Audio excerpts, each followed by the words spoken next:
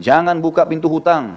Teman-teman sekalian, kita sekarang ini dililit dengan utang secara sengaja, dibuat program hutang itu. Utang rumah, utang motor, utang mobil, utang HP, hutang semua. Dan ini tidak boleh teman-teman sekalian ya.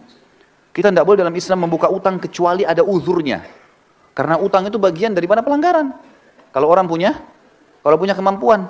Ada orang subhanallah mampu, kaya raya, tapi semua dicicil sama dia. Kenapa harus cicil ini teman-teman sekalian? Tidak boleh buka pintu utang ya, berbahaya sekali. Kata Nabi SAW, orang mati syahid pun diampuni semua dosanya kecuali utangnya. Dalam hadis ini dikatakan, ruh seorang mukmin bergantung antara langit dan bumi selama utangnya masih belum dibayar. Berat utang itu teman-teman sekalian. Lalu apa kira-kira sebabnya utang? Saya pelajari, ternyata utang itu kebanyakan teman-teman sekalian disebabkan karena dua hal.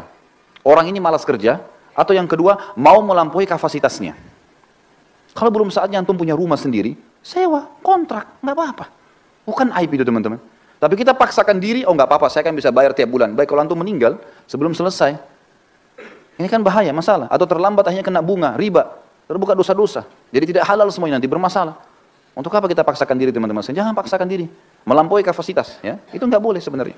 Jangan dipaksakan. Kita mampunya naik sepeda teman-teman, naik motor. Apa yang kita mampu berdoa sama Allah, lalu berusaha ikhtiar. Jangan lampaui kapasitas, nabung, sudah punya cash, beli cash, aman. Gitu kan? Ini sama sekalian saya ingatkan teman-teman yang sibuk dengan kartu kredit, berhentikan teman-teman sekalian, berhentikan. Antum bilang, oh ini 0%, baik 0% teman-teman sekalian. Setelah itu, kalau antum telat, ini malam jam 12 malam terakhir pembayaran, antum telat 1 menit, jam 12 lewat 1 menit, kena bunga nggak? Kena bunga. 50 ribu, ya saya mampu bayar. Baik, 1 dirham riba, lebih berat daripada 36 kali berzina. Untuk apa? Tutup itu teman-teman sekalian, karena itu membuka pintu utang. Membuka pintu utang, dan utang tidak boleh. Sampai kata Nabi SAW, matlul ghani zulmun. Imam Al-Dhabi masukkan dalam dosa besar. Orang yang menunda pembayaran utang dan dia mampu kezaliman, dosa besar. Untuk apa buka ini teman-teman sekalian?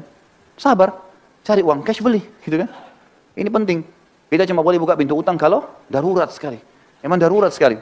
Ulama berikan contoh-contoh, seperti misalnya tidak bisa makan kecuali harus utang, gitu kan?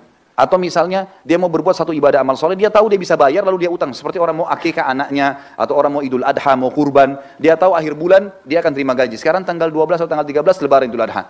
Baik saya pinjam dulu uang teman saya tahu bisa bayar, itu nggak ada masalah. Tapi kalau orang tidak jelas, sampai kata Nabi SAW, siapa yang sengaja utang. Ini bab utang semua, siapa yang sengaja utang dan dia niat tidak mau membayar dari awal, Allah persulit dia membayarnya.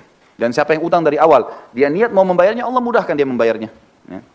Termasuk teman-teman, akhwat kita di bawah. Saya sarankan, berhenti arisan. Loh ya betul. Arisan itu membuka pintu hutang. Sekarang begini rasionalnya. Kita 20 orang teman-teman ngumpul, ayo kita buat arisan yuk. 1 orang 5 juta misalnya, atau 1 orang 1 juta. 20 orang dapat 20 juta kan? Baik. Nama saya keluar bulan pertama, saya dapat 20 juta. Ini banyak orang gembira, oh 20 juta, dihabisin beli ini, beli itu. Apalagi akhwat kita, Masya Allah daftarnya sudah lengkap. Beli ini, beli itu, beli ini, beli itu. Sadar nggak dia? Kalau dia sedang punya utang 19 juta. Sedang punya utang nggak? Baik, kalau dia mati bulan depan, siapa yang bayar? Nggak bisa.